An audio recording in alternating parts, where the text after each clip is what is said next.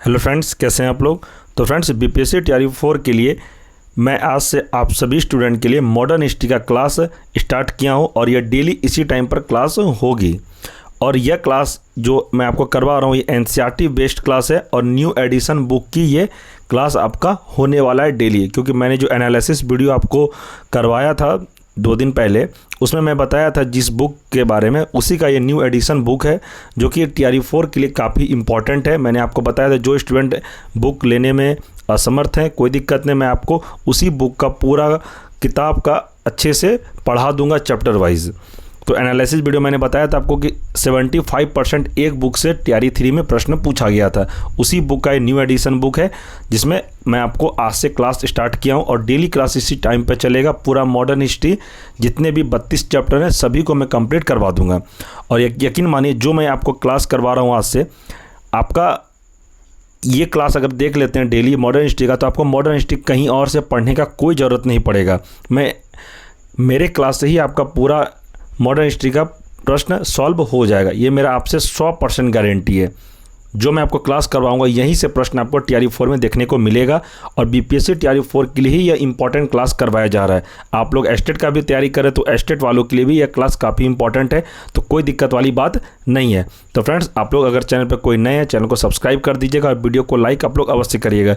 जो मैं analysis video डाला था 6 to 8 के लिए और 1 to 5 के लिए भी मैंने कुछ दिन पहले आप लोग को दिखाया था। इसी बुक से सबसे ज़्यादा प्रश्न पूछा गया है तैयारी 3 में, 75% इसी बुक से पूछा गया। और सेम टू सेम अगर आप लोग एनालिसिस वीडियो नहीं देखें तो पुरानी एडिशन बुक से मैंने आपको दिखाया था, उसी का ये न्यू एडिशन बुक है जो मैं आपको करवा रहा हूँ। इसमें बहुत एक्स्ट्रा प्रश्न को भी जोड़ा गया जो आपके तैयारी 4 के लिए इंपॉर्टेंट होगा। तो चलिए शुरू करते हैं। चैप्टर हमारा पहला है यूरोपीय कंपनी का आगमन। प्रश्न है, व्यापार हेतु समुद्री मार्ग से भारत आने वाले प्रथम यूरोपीय कौन थे? तो यह थे पुर्तगाली।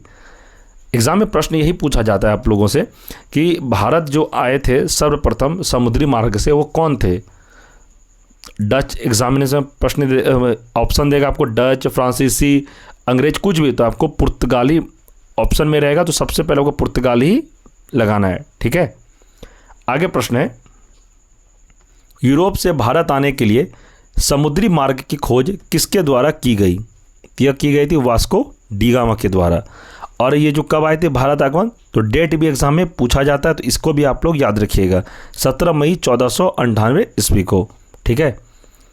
नेक्स्ट है, कालीकट बंदरगाह के तट पर किसने वास्को डी गामा का स्वागत किया? जो कालीकट बंदरगाह पे वास्को डी गामा आए थे तो उनका स्वागत किसने किया था, ये भी प्रश्न उठती है। तो वहाँ के जो स्थानीय शासक थे जमोरिन, उन्होंने ही वास्को डी गामा का स्वागत किया था कालीकट बंदरगाह पर, याद रहेगा। चलिए आगे देखते हैं। पुर्तगाली ने भारत में सर्वप्रथम अपनी व्यापारिक कोठी फैक्ट्री कहाँ स्थापित की? जब पुर्तगाली भारत आ गए थे तो उन्होंने सर्वप्रथम व्यापार करने के लिए तो कुछ ना कुछ तो कोठी या फिर कारखाना तो लगाना ही पड़ता है ना किसी को भी। तो जब भारत उनका पूरी तरह से प्रवेश हो गया था तो उन लोगों ने सर्वप्रथम अपनी व्यापारिक कोठी कहाँ स्थापित की? तो आपको ये याद रखना है, प्रश्न पूछा जाता है एग्जाम में। तो ये कोचीन, ये प्रश्न भी आपके तैयारी 3 में 9th 10th जो प्रिपरेशन किए थे, जो तैयारी करें, उनमें यह प्रश्न को पूछा गया था। तो ये जो मैं आपको क्लास कर रहा हूँ, आप किसी भी क्लास के लिए तैयारी कर रहे हैं, ये सभी क्लास के लिए इंपॉर्टेंट है। 1 to 5 के लिए तो खासकर इंपॉर्टेंट है क्योंकि 18 से 20 प्रश्न सिर्फ आपको 1 to 5 में पूछा जाएगा मॉडर्न हिस्ट्री का। नेक्स्ट है, पुर्तगाली उपनिवेश का प्रथम वायसराय भारत में कौन नियुक्त हुआ था? ये नियुक्त हुआ था फ्रांसिस्को द अल्मीडा 1505 ईस्वी में। इंपॉर्टेंट पॉइंट है कि भारत में तंबाकू की कृषि एवं प्रिंटिंग प्रेस को प्रारंभ करने का श्रेय पुर्तगालियों को दिया जाता है। एग्जाम में प्रश्न पूछा जाएगा आपसे कि भारत में तंबाकू की कृषि एवं प्रिंटिंग प्रेस को प्रारंभ करने का श्रेय किसको दिया जाता है? याद रखना, यह पुर्तगालियों को दिया जाता है। आगे है, भारत में प्रथम प्रिंटिंग प्रेस की स्थापना वर्ष 1556 में गोवा में की गई थी। यह भी प्रश्न पूछा जाएगा आपसे कि भारत में प्रथम प्रिंटिंग प्रेस की स्थापना किस वर्ष की गई थी? तो 1556 याद रखना है, और कहाँ पर की गई थी, जगह का नाम पूछेगा आपसे, तो गोवा, ये भी याद रखिएगा, ठीक है। चलिए आगे देखते हैं। आगे प्रश्न में है, भारत में पुर्तगाली शक्ति का वास्तविक संस्थापक किसे माना जाता है? तो भारत में जो पुर्तगाली का शक्ति वास्तविक संस्थापक अल्बुकर्क को माना जाता है। ठीक है, नेक्स्ट है, डच भारत में मुख्यतः किस वस्तु का व्यापार करते थे? डच जो भारत आए थे तो कौन सा व्यापार करते थे भारत में वो? तो याद रखना है, तो इस सूती वस्त्र का इंपॉर्टेंट है, ध्यान रखना है।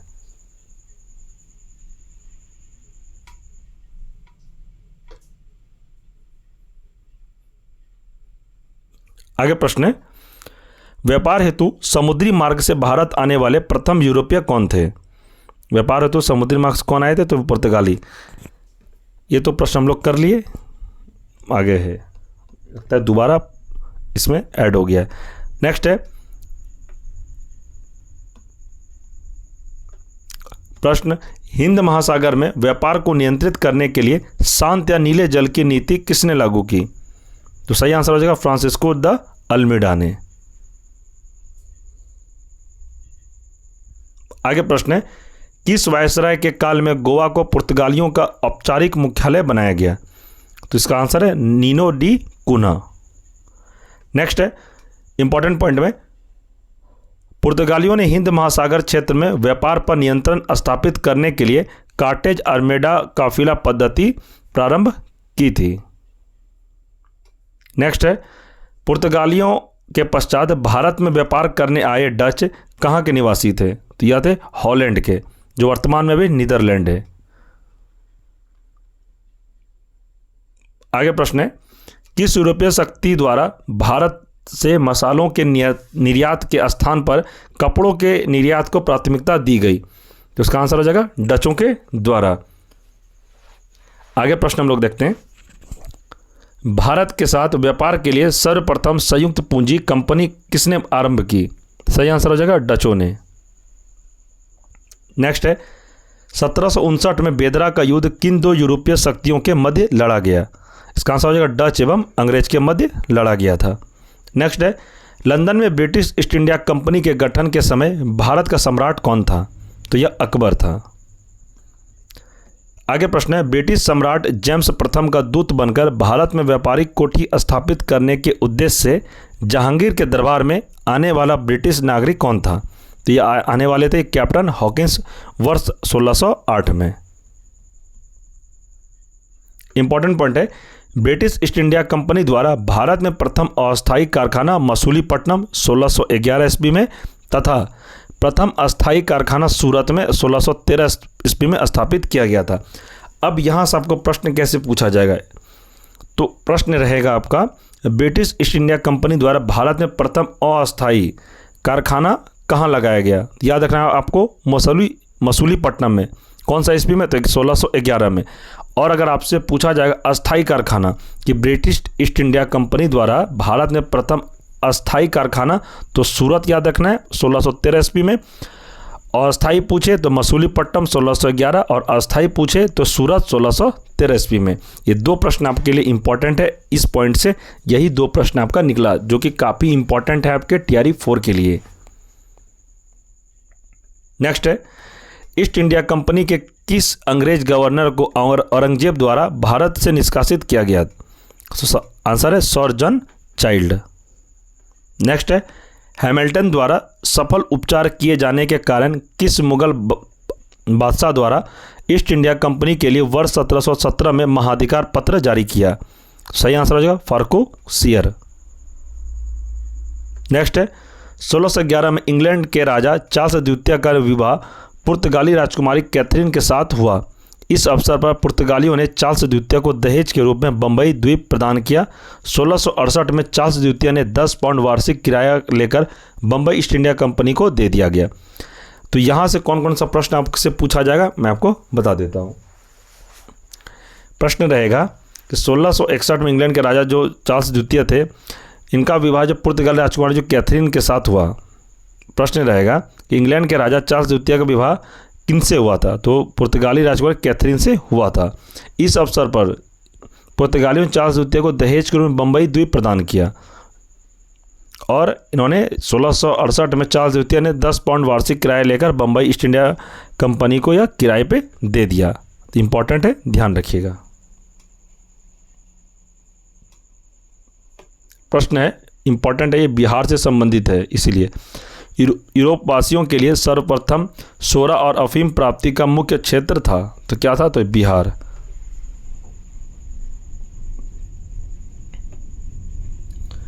ये जो प्रश्न मैं आपको करवा रहा हूँ फ्रेंड्स, ये काफ़ी इंपॉर्टेंट प्रश्न है, एनसीईआरटी बेस्ड प्रश्न है, क्योंकि मैं जो आपको परसों जो आपको करवाया था 2 दिन पहले एनालिसिस वीडियो में, जो 6 to 8 का जो मैं दिखाया था आपको, बताया था कि 75% एक बुक से ही प्रश्न पूछा गया था। उसी बुक का ये लेटेस्ट एडिशन बुक्स मैं आपको पढ़ा रहा हूँ, जो कि TRE 4 के लिए भी इम्पॉर्टेंट होगा।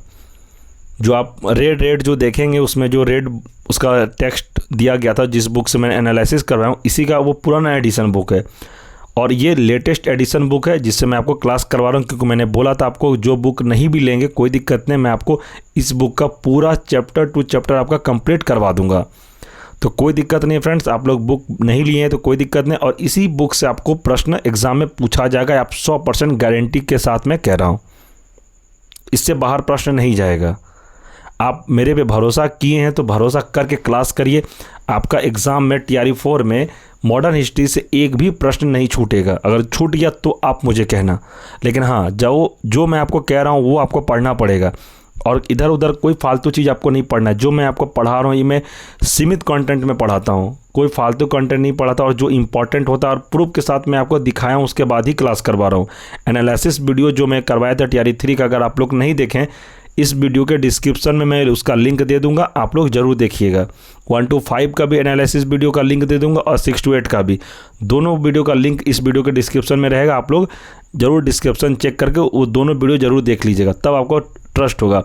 वो जो मैं बुक से करवाया था वो पुराना एडिशन बुक है, जिससे मैं एनालिसिस करवाया था, उसी बुक का ये न्यू एडिशन बुक है, जो अभी न्यू मार्केट में आया हुआ है, जो मैं आपको अभी क्लास करवा रहा हूँ। और यही बुक से आपको TRE 4 भी सफल करवा देगा। जो मैं पढ़ा रहा हूँ वही पढ़िए, और यही सब एग्ज़ाम में प्रश्न पूछा जाएगा। एनालिसिस वीडियो आप लोग ज़रूर देखिएगा जो मैं कह रहा हूँ, उसके बाद आप मुझे कमेंट करके ज़रूर बताइएगा कि हाँ, मैं जो बोला था वो सही है या नहीं है। चलिए आगे प्रश्न देखते हैं। 1664 में फ्रांसीसी कंपनी की स्थापना किसके प्रयासों से की गई? तो सही आंसर हो जाएगा कोलबर्ट के प्रयासों से। आगे है, फ्रांसीसी कंपनी की स्थापना किसके कार्यकाल में की गई? तो लुई 14वें के कार्यकाल में की गई थी। नेक्स्ट है, फ्रैंक कैरो के द्वारा भारत में प्रथम फ्रांसीसी फैक्ट्री की स्थापना कहाँ की गई थी? तो सूरत में 1668 ईस्वी में। इंपॉर्टेंट है, याद रखिएगा। आगे है, फ्रांसीसी गवर्नर डुफ्ले ने पहली बार भू क्षेत्र अर्जित करने उद्देश्य से भारतीय राजाओं के विवादों में भाग लेने की नीति आरंभ की थी। इंपॉर्टेंट है, ध्यान रखना है। नेक्स्ट प्रश्न है, फ्रांसीसी द्वारा फोर्ट लुई नामक किला कहाँ बनवाया गया? तो सही आंसर हो जाएगा पांडिचेरी में बनवाया गया था। नेक्स्ट है, पांडिचेरी का प्रथम फ्रांसीसी गवर्नर कौन था? तो पांडिचेरी का प्रथम फ्रांसीसी गवर्नर फ्रांको मार्टिन था। आगे प्रश्न है, पुर्तगालियों को सौली के स्थान पर किस अंग्रेज अधिकारी ने पराजित किया? तो सही आंसर हो जाएगा थॉमस बेस्ट ने पराजित किया था। नेक्स्ट है, वांडीवास के युद्ध में अंग्रेजों ने किसे पराजित किया? तो वांडीवास के युद्ध में अंग्रेजों ने फ्रांस को पराजित किया था। नेक्स्ट है, कर्नाटक का युद्ध किनके मध्य लड़ा गया? तो कर्नाटक का युद्ध अंग्रेज एवं फ्रांस के बीच लड़ा गया था। आगे प्रश्न है, प्रथम कर्नाटक युद्ध किस संधि के माध्यम से समाप्त हुआ? तो यह हो जाएगा एक्सला सापेल की संधि 1748।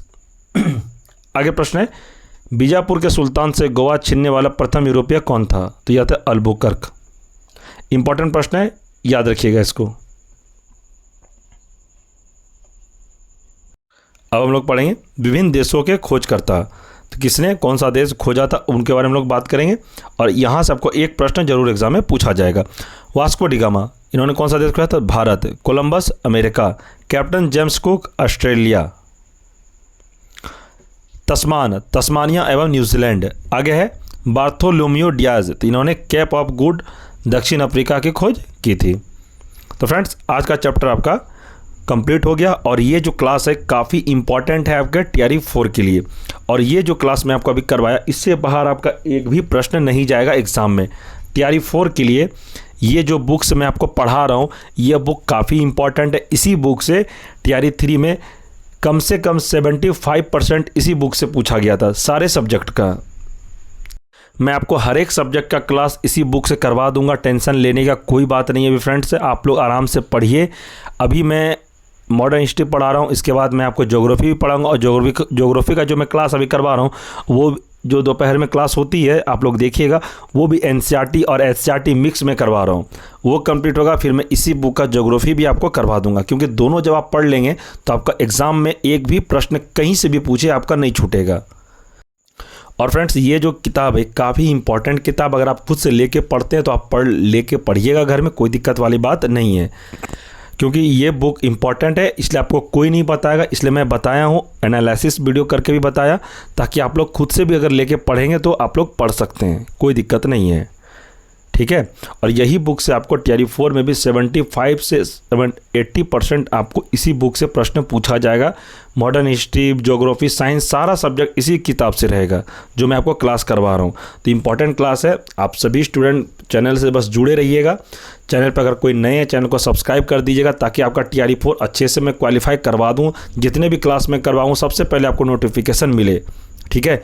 और यह क्लास को, वीडियो को ज़्यादा से ज़्यादा अपने दोस्तों में लिंक को शेयर करें, ग्रुप में शेयर करें, ताकि जो टीआरई 4 का प्रिपरेशन करें उनको भी बहुत ज़्यादा फ़ायदा मिल जाए, ठीक है फ्रेंड्स। अगर इस क्लास का पीडीएफ नोट्स आपको चाहिए तो आप टेलीग्राम ग्रुप को जरूर ज्वाइन करेंगे। टेलीग्राम ग्रुप में आपको सारा पीडीएफ नोट्स, अभी तक जितने क्लास हुई है सारा पीडीएफ नोट्स आपको टेलीग्राम ग्रुप में ही मिलेगा, और एग्ज़ाम से संबंधित कोई भी इन्फॉर्मेशन आपको टेलीग्राम पर ही मिलेगा। इसलिए सारे स्टूडेंट से रिक्वेस्ट है कि आप लोग टेलीग्राम ग्रुप को ज़रूर ज्वाइन कर लीजिएगा। और फ्रेंड्स मैं आपको अपना नंबर दे देता हूँ, किसी भी तरह का कोई डाउट हो, कोई प्रश्न पूछना या मेरे से बात करना हो तो आप हमसे डायरेक्ट बात भी कर सकते हैं। 9709427320 ये हमारा कॉन्टैक्ट नंबर है। इस पर आप हमें व्हाट्सअप मैसेज भी कर सकते हैं, ज़्यादा ज़रूरी रहे तो आप हमें कॉल भी कर सकते हैं, कोई दिक्कत वाली बात नहीं है। और जो मैं आपको एनालिसिस वीडियो के बारे में बताया अभी कि इस बुक का जो एनालिसिस में टीआरई 3 का क्वेश्चन किया था, जो 70% प्रश्न इसी बुक से पूछा गया था, वो मैं आपको इसका लिंक इस वीडियो के डिस्क्रिप्शन में दे दूंगा, 1 to 5 और 6 to 8 दोनों का। तो आप लोग ज़रूर देखिएगा, ताकि आपको क्लास करने में आसानी हो, तब आपको ट्रस्ट होगा कि सर जो इस बुक के बारे में बता रहे हैं वो सही बता रहे हैं, इसी यही बुक मुझे पढ़ना चाहिए। जिस बुक से मैं आपको एनालिसिस करवाया वो पुराना एडिशन बुक है, तो उसका टेक्स्ट आपको दूसरा कलर में मिलेगा। ये जो वही बुक है सेम, बस ये न्यू एडिशन का बुक है। तो आप लोग को ये कंफ्यूज नहीं होना कि सर दूसरा किताब से पढ़ा रहा है तो एनालिसिस कोई दूसरा बुक से करवा दिए। तो ये न्यू एडिशन बुक है, आप लोग भी ले सकते हैं मार्केट में, ठीक है। तो ठीक है फ्रेंड्स, दोपहर में आप लोगों को ज्योग्राफी का क्लास हो रहा है अभी, जिसमें से 2 चैप्टर कंप्लीट हो चुका है। आप लोग नहीं देखे हैं तो चैनल पर प्लेलिस्ट बना हुआ है ज्योग्राफी का, और आज आप लोगों का तीसरा चैप्टर दोपहर में क्लास करवाया जाएगा ज्योग्राफी का, इंडियन ज्योग्राफी। जो कि कोई भी क्लास के लिए आप प्रिपरेशन करें, सारी क्लास के लिए इंडियन ज्योग्राफी पढ़ना अनिवार्य है। खासकर जो प्राइमरी का तैयारी कर रहे हैं, प्राइमरी टीचर के लिए सबसे ज़्यादा ज्योग्राफी का प्रश्न इंडियन ज्योग्राफी से रहता है, 17 से 18 प्रश्न। तो आप लोग को करना ही करना है, ठीक है फ्रेंड्स। चलिए मिलते हैं अगले क्लास में हम लोग, तब तक के लिए जय हिंद, जय भारत।